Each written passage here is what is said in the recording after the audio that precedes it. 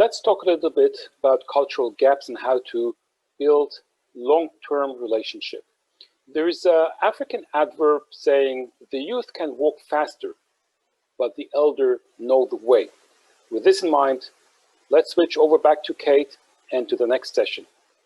With our next session, Bridging the Cultural Gaps and Building Long-Term Relationships between the GCC and Israel, which is brought to you by David Solomon. He is the Executive Chairman of Solomon Capital Group, a cross-border group providing investment banking and consulting.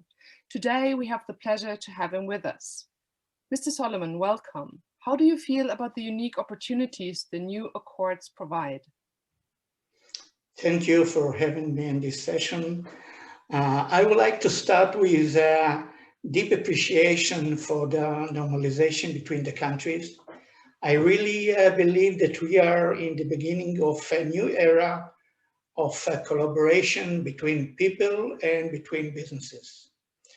So I really believe that we are facing an unusual win-win business situation between the countries because of very certain reasons. First of all, Israel is a startup nation.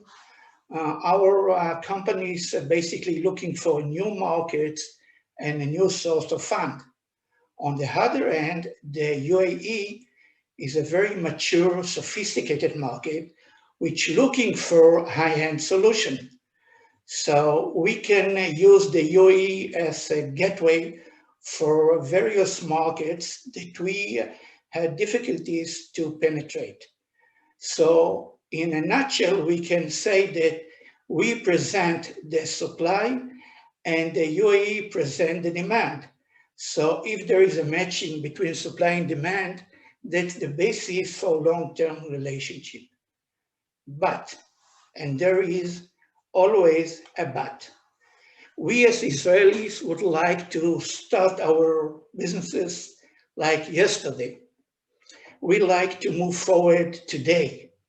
But before we do it, we should consider the gaps between the countries. We should understand the cultures, and we, before jumping to the water, need to do our homework. For example, I have no doubt that most of the Israeli high-tech companies have a very, very unique tech offering. But do we really bring value? Do we always understand the needs of the Amarat, the goals of them? I'm not sure about it, and we need to work about it. So I would like to emphasize 3 types of gaps that we need to overcome. I would like to emphasize the cultural gap, which is obvious between countries, the information gap, and the expectation gap.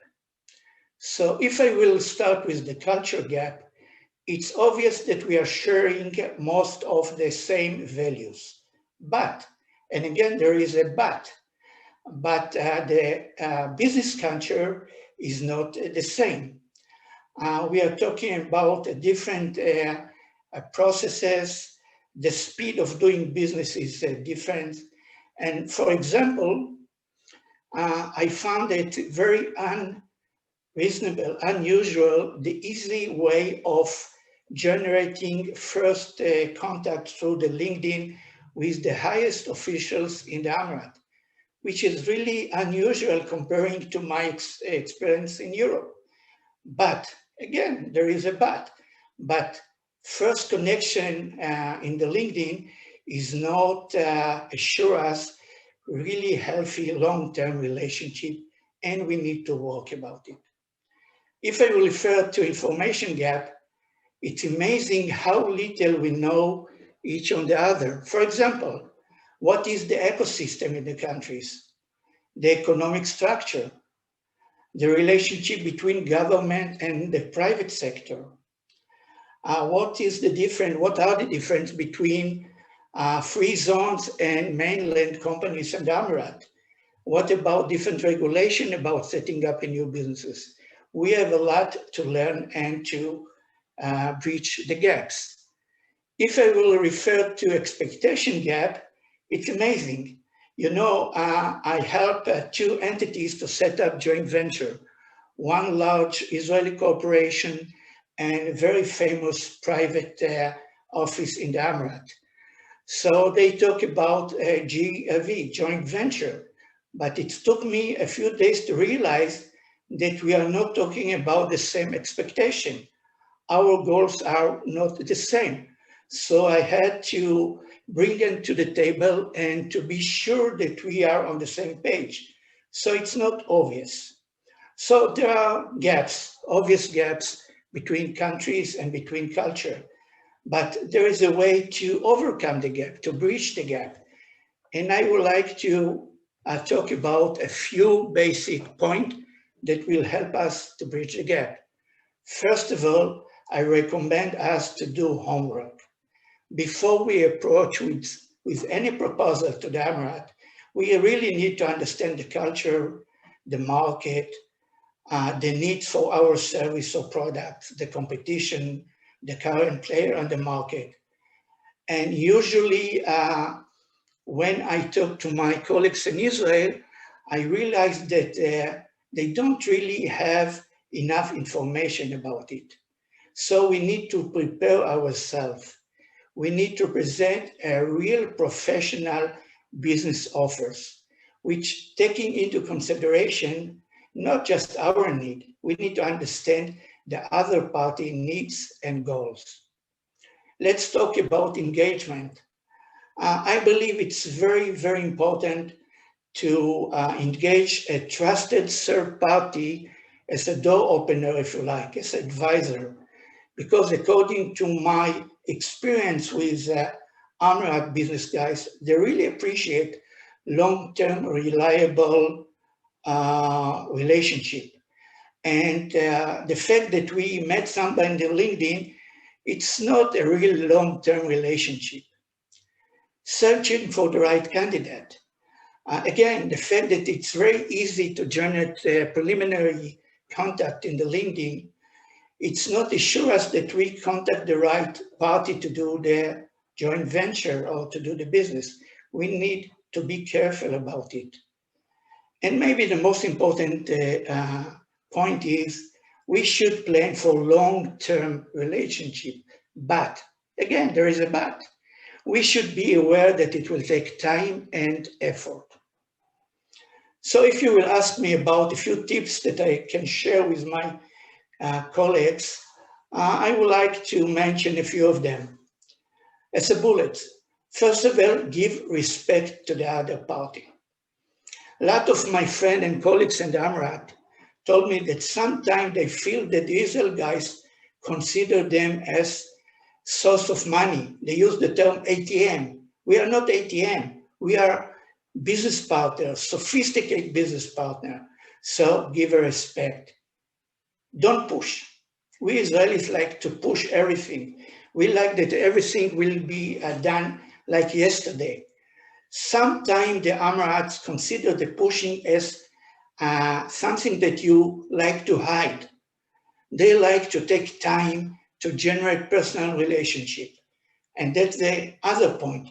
Build up a personal relationship as part of the business relationship.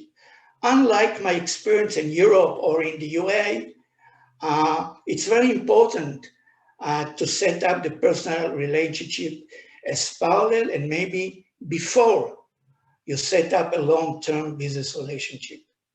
And maybe the most important is be patient. Patient, patient, patient. It probably will take time. Thank you so much, David, for giving us an overview of your opinion and views on the new accords. Definitely great opportunities there. Could you please elaborate a little more about the commonalities between the two regions when it comes to culture, to information flow, concepts, and business communication? Because it seems like there might be two very different regions to cooperate. Yeah, sure. As I said, we can overcome the gaps. The gaps are obvious when we set up a new relationship. It happened between Israel and India, Israel and China. So we know how to overcome. If we will realize that there is a gap and there is some cultural gap that we need to take into consideration.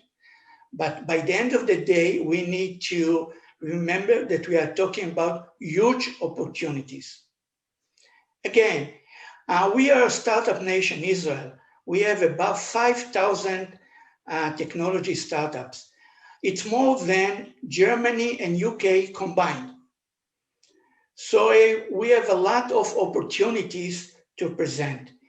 If we will understand that the Emirates are not just after technologies, they're after generating a value according to their needs, we will be able to set up a long-term relationship. So we need to know what they are after. And for example, according to what we learn over the years, there is a room for fintech innovations. There is room for cyber innovation, for food tech, food technology, for agri-tech. So a few obvious areas that we can do businesses together. As I mentioned, on the other hand, Israel is a small market. The most of our revenues come from export. And the GCC represent a new market for us, which happened to be closed until 3 months ago. And it's a huge, good market, not just to sell to the GCC. It's a really a gateway for another markets in Arab countries, Asian countries, and in Africa. So if we will be able to overcome the gaps, to understand each other and to be patient and to understand that LinkedIn is not everything. You really need to generate long-term relationship and not just jump to the water. I believe that we are facing a very bright era of communication. So when you speak about patience and be connected on LinkedIn, what is the difference in understanding and the difference in the negotiation practice? Could you have some practical tips? Yeah, I used to have connection with Emirat guys in the last 20 years, mainly in London. So Israeli, for example, are very pushy guys. We like everything to be done yesterday, not today.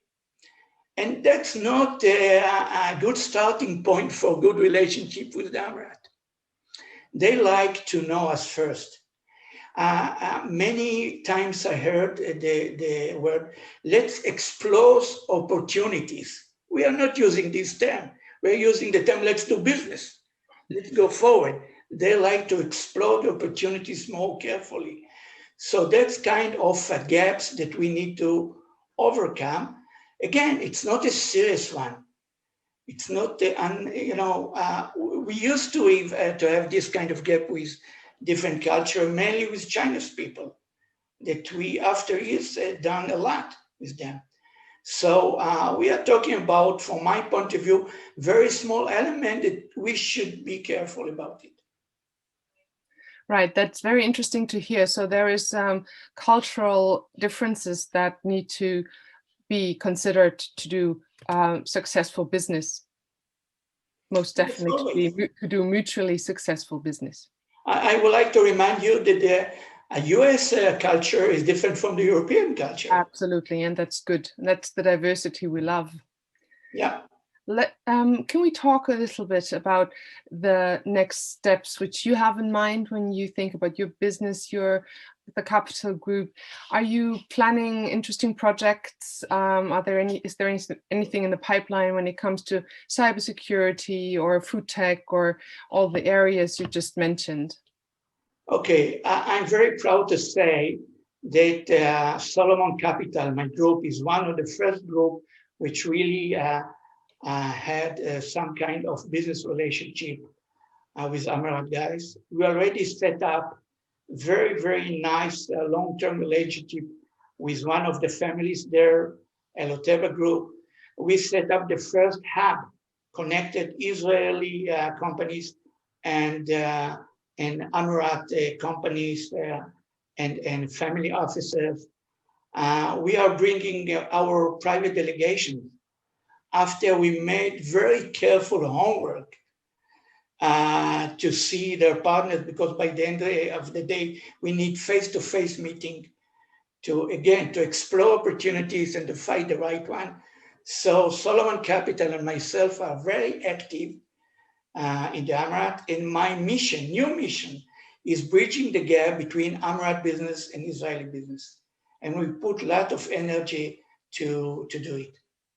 And which specific fields are you looking at right now? Because we are one of the active group, we are dealing with multi-sectors group. We have a large client from different subsector of technology, like IoT, like cyber, like BI, business intelligence services. We have food client. We are the sole supplier or the sole distributor of a new, very well-known Italian coffee brand that we like to bring to the Emirat. So we are very active in a lot of industries. David, to wrap up your presentation, what do you personally think is coming up in the future? Which opportunities do you see? What is, looking back at signing the accords, where are we now and where are we going to? Thank you for this question. Really, I'm amazing for the speed of generating the connection. I'm very optimistic that we will find a way to generate real businesses from long-term relationship. I believe that we will see a lot of Israeli companies really set up joint venture with Emirat corporates and family offices. And I'm very optimistic about the future. So glad to hear. Thank you for these final words. Thank you so much for taking the time. It was so interesting to speak to you. I could go on for another hour or two. Thanks for the time, all the best, and I hope to speak soon. Thank you so much. Thank you and all the best.